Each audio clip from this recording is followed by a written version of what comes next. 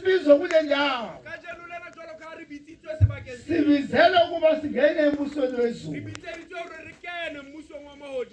Ungena embusweni wezulu singena ngoba siye savuma ivangeli. Leli ivangeli leza phakathi kwethu ngomzalwane nodade. Salivuma leli ivangeli ukuze samukele nomqhele namhlanje ubaba azomkela. Ingakho ke bafowethu nodadewethu zihlobo zethu ningakhali kakhulu. Ubaba uphakathi kwethu behamba kunye nathi. Ongaba buhlungu ke phakathi kwehlobo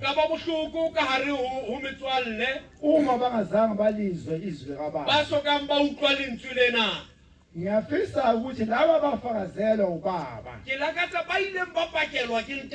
sengathi bangakhumbula amazwi asho ubaba phakathi kwabo